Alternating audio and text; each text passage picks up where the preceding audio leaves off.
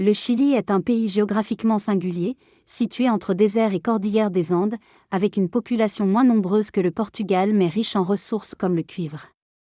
Son histoire est marquée par la conquête espagnole, la résistance des Indiens Mapoches et l'influence des impérialismes étrangers. Malgré une démocratie formelle, le Chili connaît des luttes sociales intenses et des avancées politiques, notamment avec le Front populaire en 1938 et une république socialiste éphémère en 1932. Les mouvements ouvriers et les partis politiques, tels que le Parti communiste et le Parti socialiste, jouent un rôle majeur dans la vie politique du pays. L'unité populaire regroupe différentes tendances de gauche, menant à l'élection de Salvador Allende en 1970, malgré l'opposition de la droite et des intérêts nord-américains. Un socialiste conservant sur son bureau un exemplaire des œuvres du Che Guevara dédicacé à Salvador Allende, qui cherche à atteindre des objectifs similaires mais par d'autres moyens. L'École des arts de la communication présente un film chilien de Patricio Buchmann, avec la collaboration principale d'Orel Gastonov Palom de G. Mar, la coordination de Maria Terrage, la direction de production de FIP et l'ingénieur du son Maria Rodriguez. Le film est monté par Carlos Pio, la prise de son est assurée par Ross. Le récit met en scène le réveil difficile de la bourgeoisie face au changement politique au Chili, influencé par des événements dramatiques et l'instabilité économique. Une lutte pour la réforme agraire prend place tandis que les Mapuches revendiquent leurs terres. Les tensions s'accentuent entre classes sociales et la lutte est illustrée à travers des témoignages sur la détresse des travailleurs ruraux. Le gouvernement populaire chilien prend des mesures répressives pour contrer les propriétaires terriens. Une révolution agraire se dessine, symbolisant les changements sociaux et politiques en cours. Le texte évoque les inégalités et les injustices subies par le peuple autochtone du Chili, souvent exploité et marginalisé malgré son statut d'autochtone. Il aborde également l'histoire des familles puissantes qui ont exploité les mines et accumulé des richesses sur le dos des travailleurs. La violence et les injustices ressenties par les mineurs sont mises en lumière, ainsi que leur désir de nationalisation de l'industrie minière. Dans une mine nationalisée, les bénéfices sont réinvestis pour le bien des ouvriers. La plupart d'entre eux sont des descendants de mineurs ou viennent de la campagne attirés par les opportunités financières. Le travail des mineurs est dangereux, notamment pour les piqueurs, mais des mesures de sécurité sont mises en place. Le processus d'extraction du charbon est décrit, soulignant l'importance du travail d'équipe. L'arrivée d'un nouveau gouvernement socialiste apporte des changements positifs, tels que la réduction du chômage et l'amélioration des conditions de travail dans les mines. La nationalisation des industries a conduit à l'éviction d'étrangers et à une redistribution des salaires au profit des travailleurs locaux. La victoire aux élections municipales renforce le soutien populaire au gouvernement en place. Le récit se termine sur la vigilance nécessaire dans un environnement minier dangereux où l'équipement de sécurité est vital. Il s'agit d'une narration mêlant événements historiques et propos politiques. Il est question du récit de la vie d'un personnage historique chilien du siècle dernier, fils de Don P qui a étudié à l'école navale de Valparaiso et a participé au combat contre l'Espagne.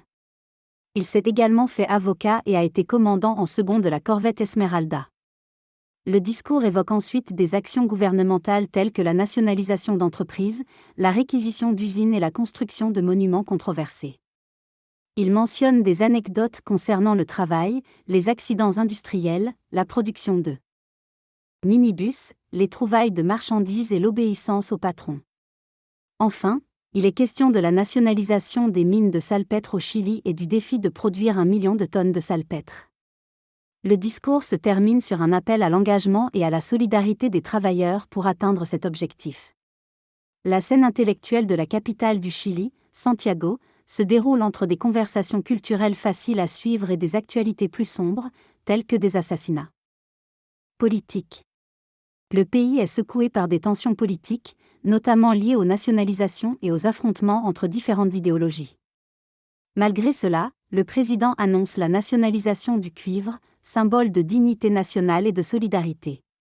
Cette décision est saluée par une partie de la population qui voit en cette nationalisation une opportunité de reprendre le contrôle des richesses du pays. Les travailleurs expriment leur soutien à cette mesure, espérant un avenir meilleur pour tous. Le texte met en lumière la nationalisation du cuivre au Chili, une mesure populaire prise par le gouvernement pour protéger les ressources nationales des exploitations étrangères.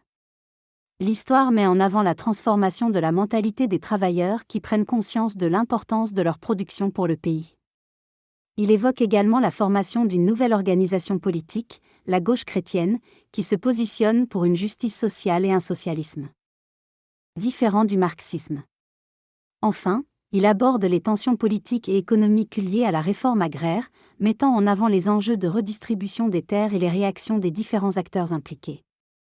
Le représentant des paysans exprime l'importance de l'unité et de la lutte commune pour obtenir une réforme agraire et progresser vers un système égalitaire. Il souligne le changement historique en cours face à la décadence de la classe dominante.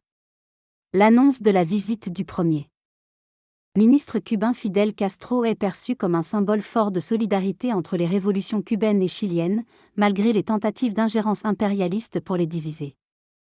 La rencontre entre les deux révolutions est saluée comme une reconnaissance mutuelle de valeurs communes. Les protagonistes relatent avec humour les préparatifs de la visite de Fidel, exprimant la fierté et l'admiration pour sa personnalité et son engagement révolutionnaire. Le discours aborde le soutien et la solidarité entre les peuples de Cuba et du Chili face à l'impérialisme et à l'injustice. Cuba est comparé à une fourmi face à un éléphant, symbolisant les difficultés rencontrées. Le dirigeant chilien exprime sa fierté de recevoir Fidel Castro, soulignant l'importance de son aide passée. Les mineurs de charbon reçoivent une visite importante et symbolique. L'événement est marqué par des applaudissements et de la musique. Le discours se termine en abordant la situation difficile d'approvisionnement et de pénurie de denrées alimentaires, mettant en avant les difficultés quotidiennes rencontrées par la population chilienne. Une manifestation initialement cocasse à Santiago a rapidement dégénéré en violence, avec des groupes de manifestants armés de gourdins attaquant plusieurs cibles, y compris le siège des Jeunesses communistes, un local du Parti radical et un collège universitaire.